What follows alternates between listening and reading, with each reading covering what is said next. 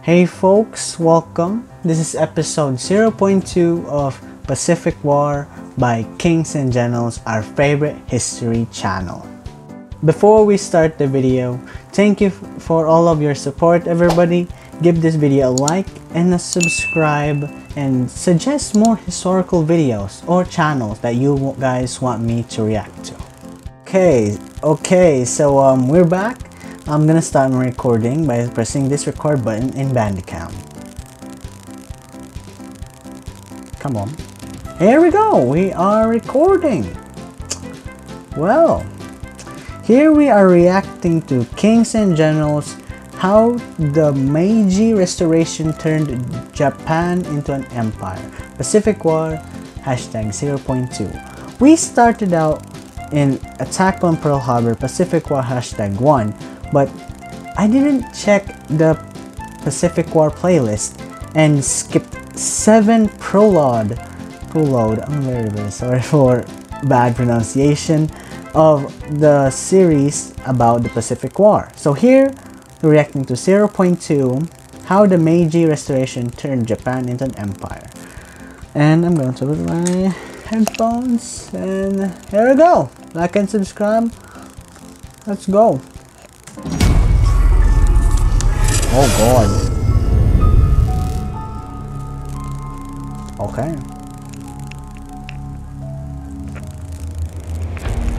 In the first half of the 19th century, Japan was an agrarian country of tens of millions of rice farmers, a small minority of merchants who benefited from their hard work, and the elite class of samurai, who as peace continued exchanged their swords for calligraphy brushes, working in a variety of administrative positions.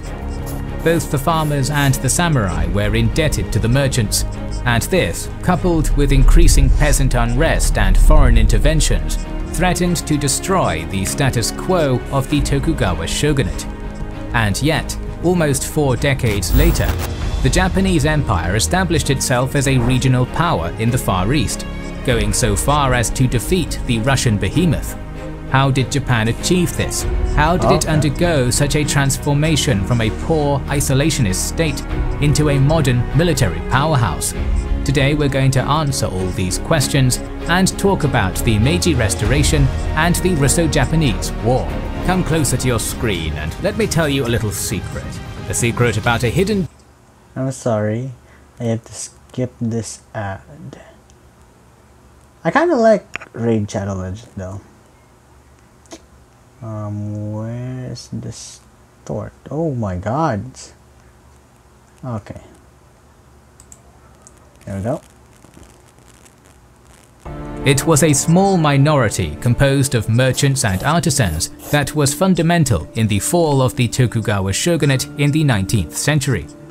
This minority was despised by the Japanese class system that followed the precepts of Neo-Confucianism, as they sold rice and cash crops in commercial centers and lent great sums of money to samurai and daimyos. For the shogunate, taxation of commerce was inconceivable because it would give prestige to the merchants and would lower the status of government. This state of affairs often left the treasury empty and forced the shoguns to debase the coinage to pay debts, thus causing inflation. And as the impoverishment of the samurai put their loyalty in question, the government risked a fully armed insurrection. But it wasn't just the class system that brought the collapse of the Japanese state. An increase in foreign intervention contributed harshly as well.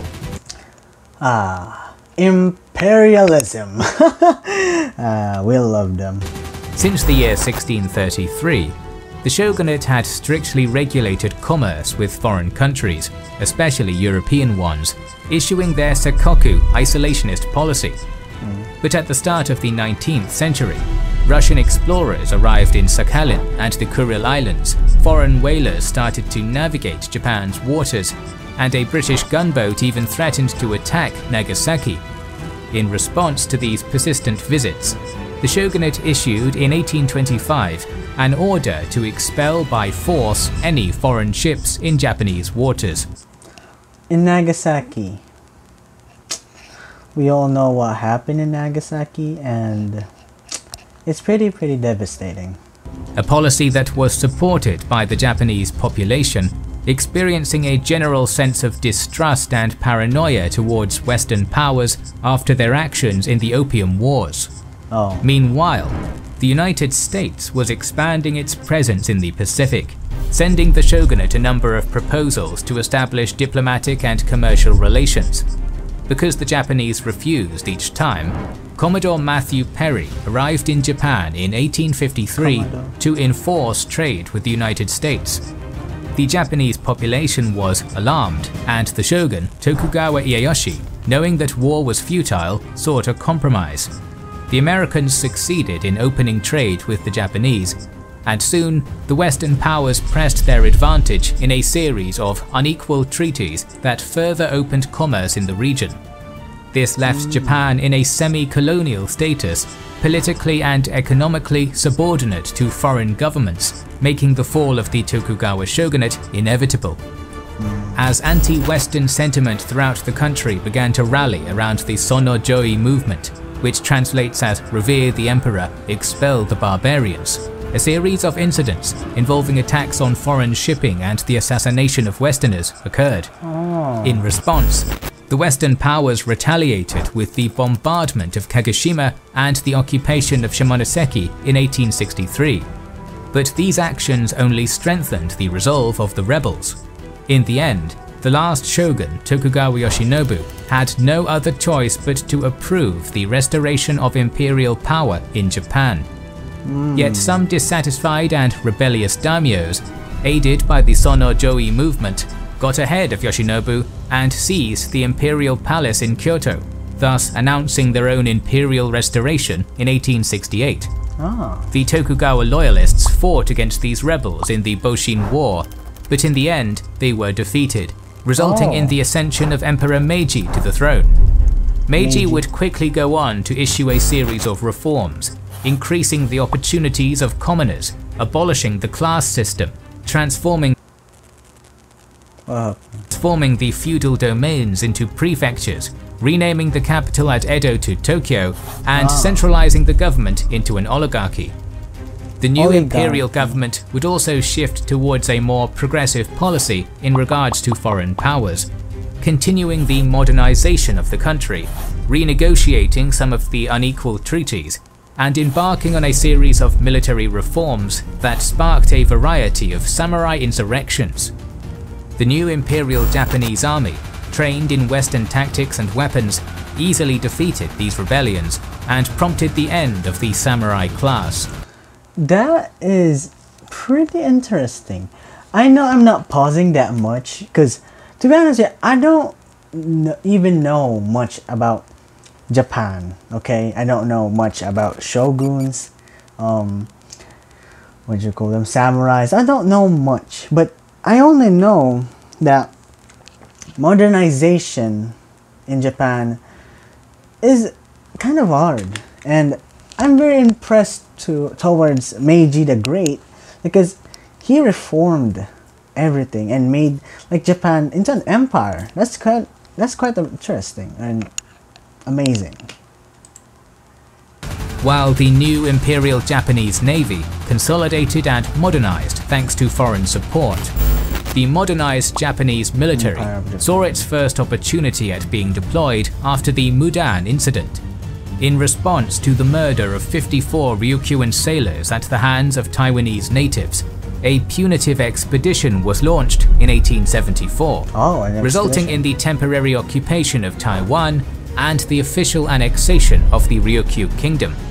A year later, Japan signed the Treaty of St. Petersburg with Russia, in which Japan ceded South Sakhalin in exchange for the Kuril Islands that Russia controlled. The Japanese would go on to colonize the Ogasawara Islands in 1875, the Volcano Islands, including Iwo Jima, in 1889, and Minami Torishima Island in 1898. Okay.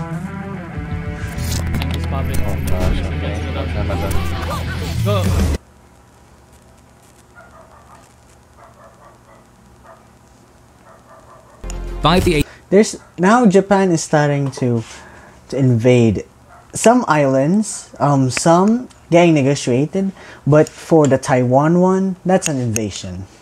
Minami Torishima Island in 1898.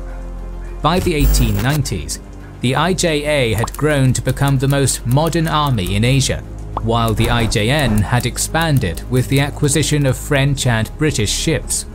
Tensions with the Qing dynasty had also risen after Japan returned Taiwan to them, but the Japanese successfully pursued their interests in Korea, even despite Chinese opposition. Yet Korea remained inside the Chinese sphere of influence during this time, helped by the Qing dynasty to crush rebellions in the country. All of this, however, would change in the early months of 1894, when the Dongak Rebellion broke out in southern Korea and spread across the country. The Chinese intervened again to defend the Korean government, but the Japanese also did so on the side of the rebel army. Soon, Japanese forces occupied Seoul and established a pro-Japanese government that broke their ties with China.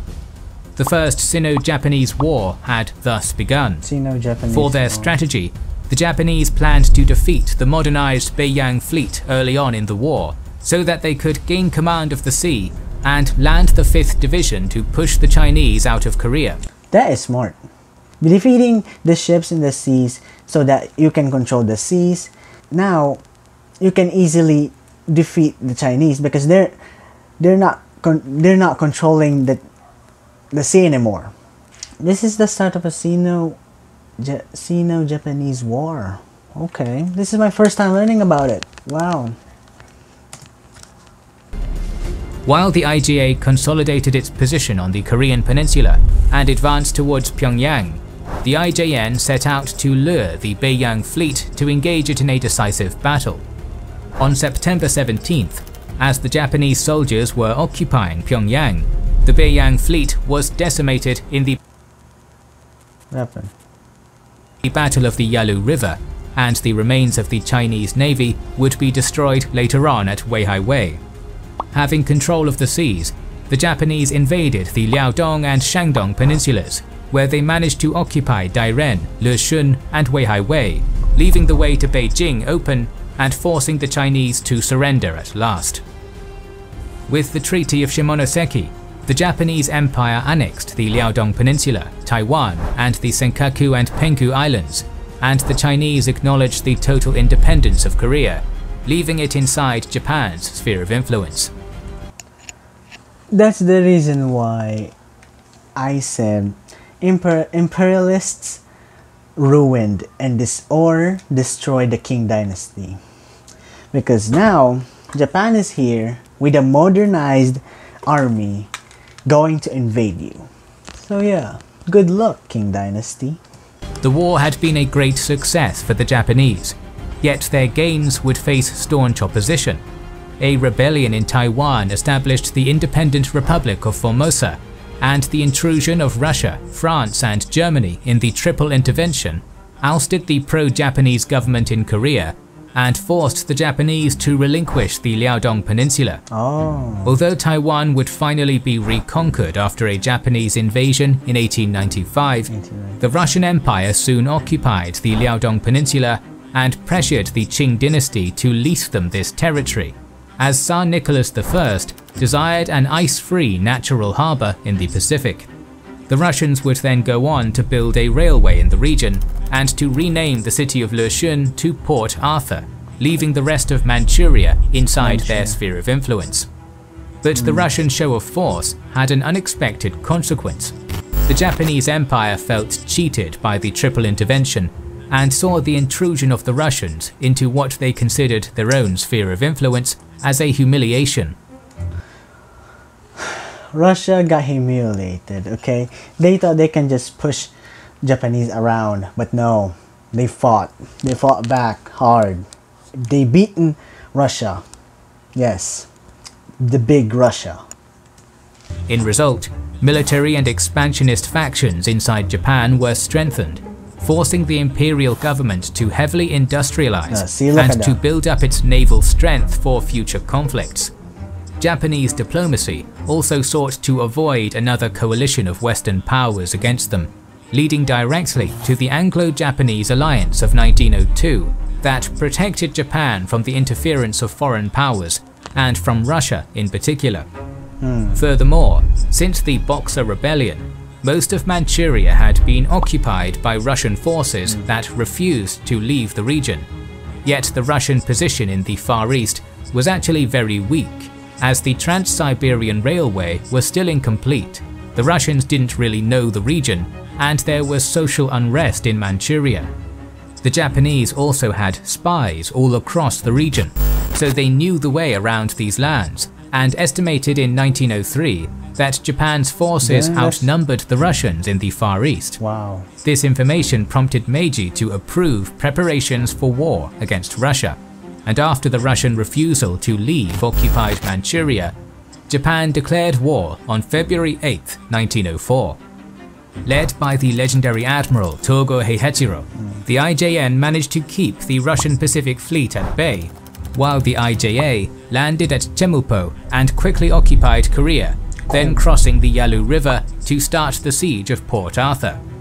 Meanwhile, the Russians sent a second squadron from the Baltic and Black Sea fleets to reinforce the defenders at Port Arthur, but the long journey across the Atlantic and Indian Oceans caused them to arrive too late, as on January 2, 1905, Port Arthur surrendered after most of the Pacific Fleet was destroyed by an inland bombardment.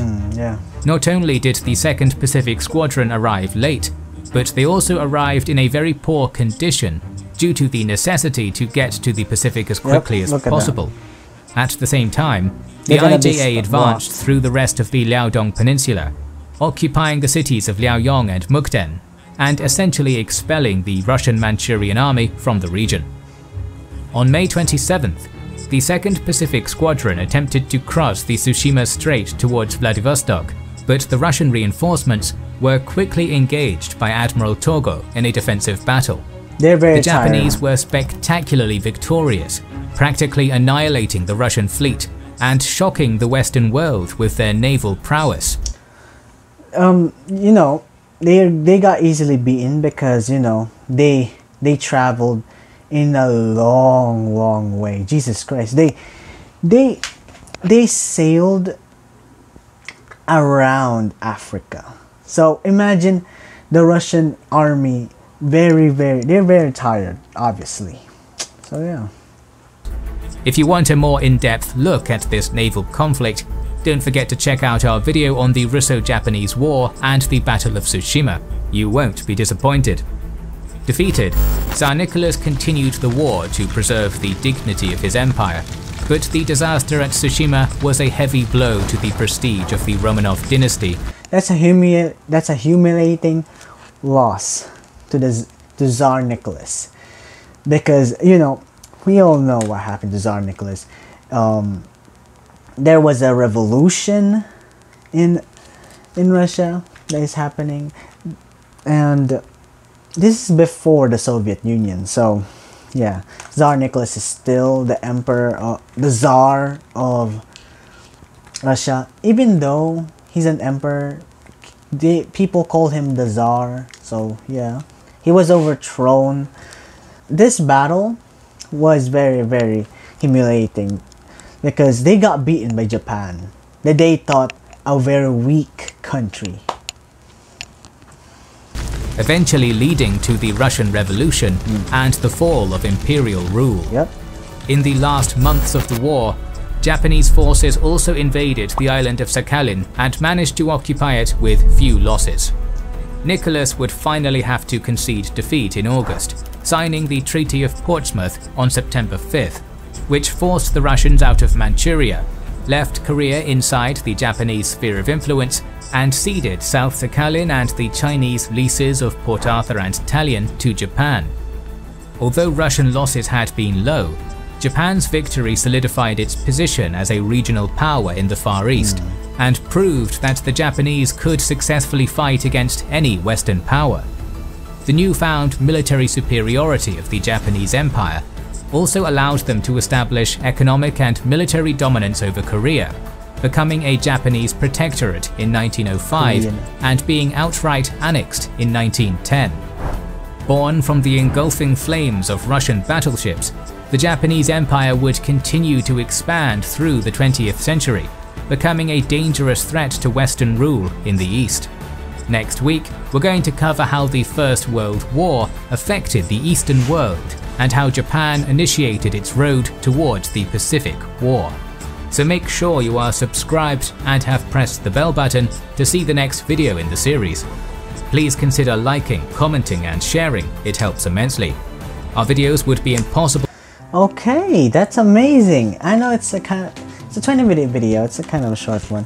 And yeah, some of the parts of this video I don't understand because I don't know much about Japanese hierarchy, about Japanese history, and yeah. But if I'm going to tell you guys, Russia losing to Japan ruined the reputation of Tsar Nicholas, because if they did win, the Russian citizens will be happy because they won that war and they will keep Manchuria, but they got beaten horribly by Japan. And now I'm very excited to watch episode 0.3. I know my English grammar isn't that good. I'm still reading books and still learning English. So thank you for watching, everybody. Like and subscribe. And fun fact, Tsar Nicholas built the first gulag in Russia, not the Soviet Union. Even though it says only one gulag, but he is the one who built the gulag. Not him. He told some people to build a gulag. He sent opponents to the gulag, and the Soviet Union increased the number of gulags in Russia. So yeah, that's a fun fact. So thank you for watching, everybody. Like and subscribe. I'm very sorry for my bad English grammar. Okay, bye.